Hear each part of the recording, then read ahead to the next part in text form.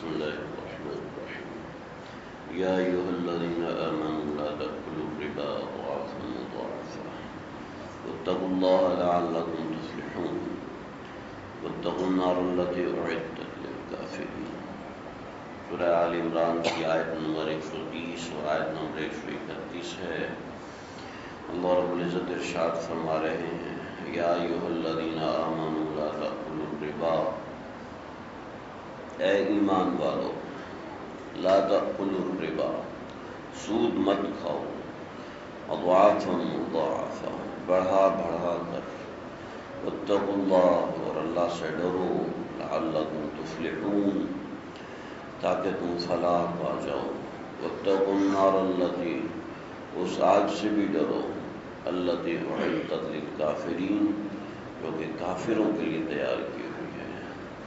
جہاں کہیں بھی قرآن مجید میں یا ایھا الذین آمنوا آتا ہے، وہاں سے اللہ تعالیٰ ڈائریکٹ ہم لوگوں سے مخاطب ہیں، براہ راست مجھ سے، براہ راست آپ سے، براہ راست فلاں فلاں فلاں۔ ہر آدمی اپنے آپ کو سوچ رہے ہیں کہ اللہ تعالیٰ مجھے فرما رہے ہیں اے ایمان والے آدمی، لا تأکلوا الربا، سود مت کھاؤ، اضعافا مضاعفا، بڑھا بڑھا کر، واتقوا اللہ، اور اللہ سے ڈرو، لعلکم تفلحون، تاکہ تم فلاح پاؤ۔ یہاں پر سود کی ممانعت ہے، 4 جگہ پر قرآن مجید میں سود کے حوالے سے بتدریجاً ذکر آیا ہے۔ یہ تیسرا مقام ہے، 2 مقام آگے آئیں گے۔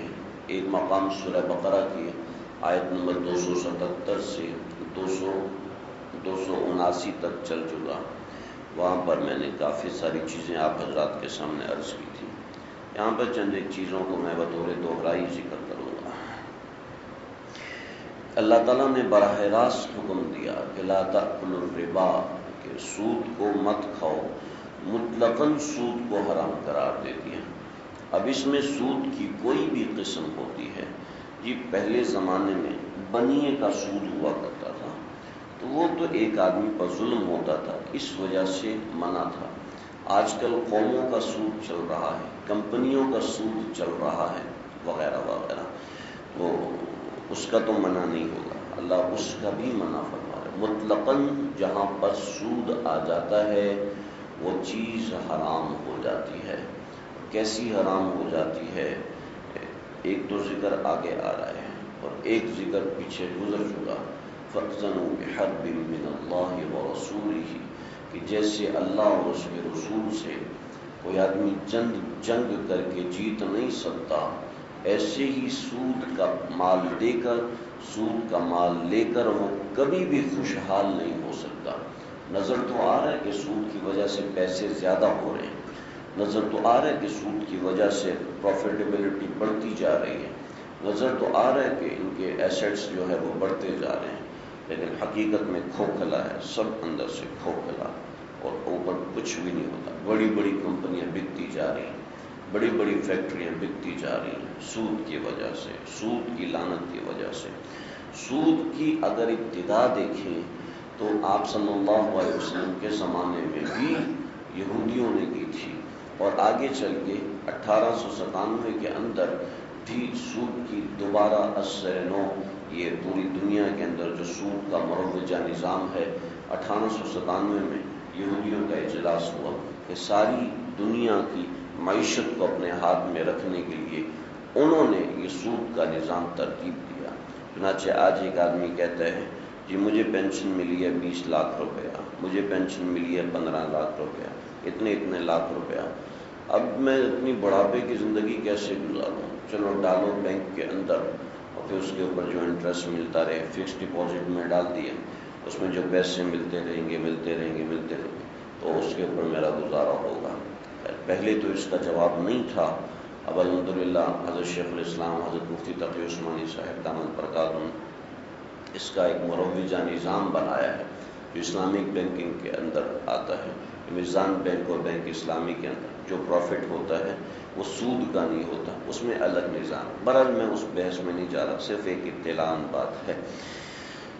لیکن دوسری بات یہ، اگر یہ اسلامی بینک نہیں بھی ہے اور کوئی ایسا سسٹم نہیں ہے تو ہم اس کے مکلف نہیں ہیں کہ اب میں بڑھاپے کی زندگی کیسے گزاروں۔ اللہ تعالیٰ فرما رہے ہیں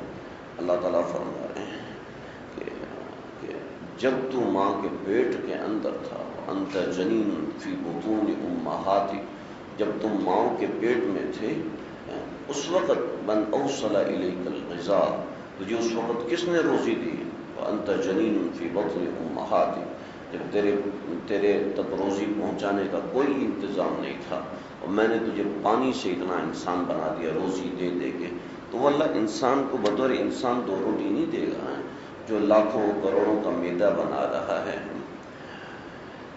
وہ 2 روپے کی روٹی نہیں کھلائے گا۔ جی 2 روپے کی روٹی نہیں آتی، 50 روپے کی آتی، 200 روپے کی آئے۔ کیا اللہ تعالیٰ نے کبھی کسی کو بھوکا سلایا؟ کبھی ہو جاتا ہے زندگی کے اندر۔ جو چڑیوں کو غذا دے رہا ہے مجھے آپ کو غذا نہیں دے رہا۔ ہارون رشید جا رہا تھا، اس کے ساتھ حشم اور خدم تھے، تو یہ ایک بہلول تھے بڑے اللہ والے، ان سے وہ کھڑے ہو گئے اور کہنے لگے کہ امیر المؤمنین، آپ کو جو سیٹ ملی ہے وہ اس وجہ سے ملی ہے کہ آپ سادات میں سے ہو، لیکن یہ دیکھ لو جو سید السادات ہیں نبی کریم صلی اللہ علیہ وسلم، وہ جب چلا کرتے تھے حجۃ الوداع میں لاکھوں لوگ مسلمان تھے، 1,24,000 لوگ مسلمان آپ کے ساتھ تھے، لیکن ایسے حشم اور قدم نہیں تھے جیسے تم نے بنا کے رکھے ہیں۔ وہ شرمندہ ہو گیا ہارون رشید، کہنے لگا کہ آپ کا کوئی قرضہ ہو تو ادا کر دوں، تو وہ بہلول ہنسے اور کہنے لگے کہ مقروض پہلے اپنے قرضے ادا کرے پھر دوسرے کی فکر کرے۔ پریشان ہو گیا، کہنے لگا آپ کا کوئی وظیفہ مقرر کر دوں؟